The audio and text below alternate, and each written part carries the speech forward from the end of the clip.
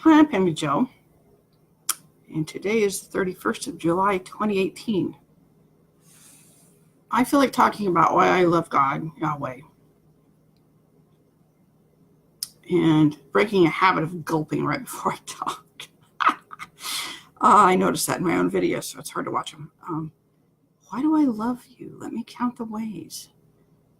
Someone who had everything, was everything, decides to share it, doesn't want to be alone, decides how to bring about others who can be eternal so that they don't have to face extinction through some sort of natural forces, chaos, yet don't get so big for their britches that they destroy themselves. And that last phrase explains a lot. Stepping outside what you're good at or just suited to do can cause all sorts of chaos. I've been guilty of that myself. In a certain situation where my input is not needed, and I input anyway because it makes me feel less lonely. Well, it disrupted the thought patterns that were there, interrupted people on their journey or whatever it was they were trying to figure out that day. And I didn't help them like I wanted. In fact, I hindered them. So why does this mean I love Yahweh? Because I love God because he gives us choices. Yahweh is the Hebrew name for the Hebrew God who's the father of Jesus. Just so you know, I don't spout Jesus' name a lot, but let me tell you a little about it. If you took that young man who was born there by Mary and fathered by Joseph in order to have a namesake, human namesake, if you took that young man and they were speaking Hebrew at the time, his name, rather than Jesus like we say it now, would be Yeshua, God's salvation. That's what that word means. But since the New Testament was translated into Greek, it became the Greek form, I-E-S-O-U-S. I can't say it in Greek, but that became Jesus. So if I say Yesh or Josh or Yeshua or even Yah, I'm still including Jesus because he's a part of God. Just so you know that. It's important for me. I presume it with myself, but I don't think to tell others that I understand where my salvation came from. Anyway, why do I love God? Because when he created eternity for all of us, he could have made us more robotic so that we did not have such free will that we could self-destruct. But that would be boring for him. He does not like boring. He likes interesting, unpredictable, whatever behavior and is willing to forgive it. But the thing you can't forgive is someone who tries to take over. Why? Because they're not suited to. You can't let them do it because if you did, they would destroy everything that was created. And that's where Lucifer's issue was. He wouldn't back off. He decided he knew better than God did. Well, that's a problem because it's not possible to do that. Deceiving himself, spread it to others like an infection. So I love God because he allowed that, despite that, which he, I suspect, knew would happen. He still let us live. He still let angels fall if that was their choice. He still let humans sin and choose against him and choose to call him a liar so that they could learn that it won't work. And once we come to peace with the fact that that won't work and are willing to realize that if we can't find answers, or that is, if they're not shown to us in our journey just through prayer and supplication, and we diligently request additional help, it will come, and it will come from the source of life, not from intermediaries.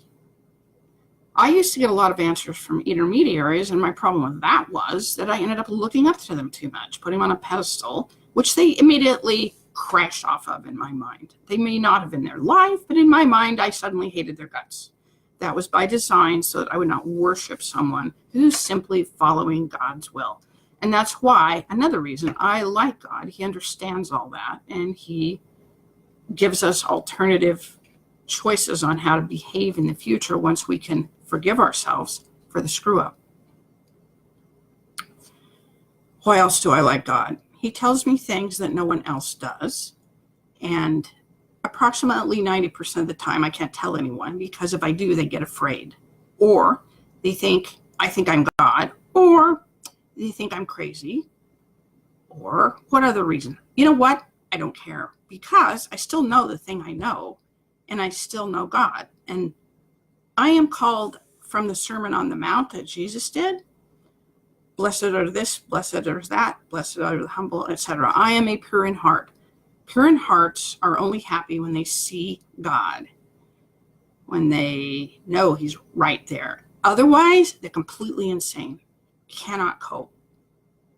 So, if you are out there, a pure heart, and you have separated yourself from God because you think there's something wrong with you, or that you're not perfect enough, or that you're not hearing him, please rest assured and relax, and know that there's a reason you feel that way, and tell God you want to know him, and then chill out. Have faith. Believe me, he will show you signs immediately. And if it would terrify you to hear him, he will show you through someone else that you won't be terrified with. All right, 20 years ago, I got to as deep as you can get. And I wasn't doing anything bad. I just was fed up with my life. I was fed up with the mistakes. I didn't understand why everything had gone wrong, including my career, my marriage, blah, blah, blah, blah, blah. So I desperately sought God, found him in a church, then needed more, higher yet. I'm a pure in heart, and I didn't know it, and I needed God's essence itself. So I went to this church, and the pastor was there, and he came out, and I thought he would see me in my car and pray with me, and I think I was idolizing him too much. I'm not sure, but he jumped in his pickup and took off, and I was pissed. And so I was so pissed that I looked up to heaven and I said, get your ass down here and help me. I need you. I cannot go on. I just can't. And he did. He raced down into me and helped me. And the things that I saw on earth happen after that were freaky, like being in a different realm or in a movie or something. Things falling into place, left and right and left and right and left and right and left and right. Just wham, wham, wham, wham, wham, wham, wham. Talk about limitless. It was everywhere. And I fell off from that for a time. And I think that's because I need to keep my faith, and I need to stay in touch with God, and I need not to need signs 24/7. I need to just know things will be okay and come. But there's times you do need signs, and that's okay. I will have to tell you that not only did he come and wham me, but he also talked to me in my head. Then suddenly this second handwriting in my journal, I wasn't out of my head or anything, but he started writing in my journal, and he does that with a friend of mine, young friend of mine I know too, and it is him.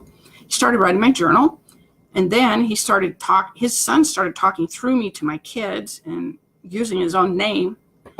Then my husband started talking to me with God's voice, God's thoughts, for 10 days straight. My husband didn't even know it was happening, really. He remembers it, but doesn't know what was said. And that ability to talk, to hear him talking through someone else's voice was, it was like having him here in essence, and it was best thing that's ever happened to me. And another reason that I love Yahweh is there's no one more interesting, more calming, more maddening, more infuriating when you feel isolated from him.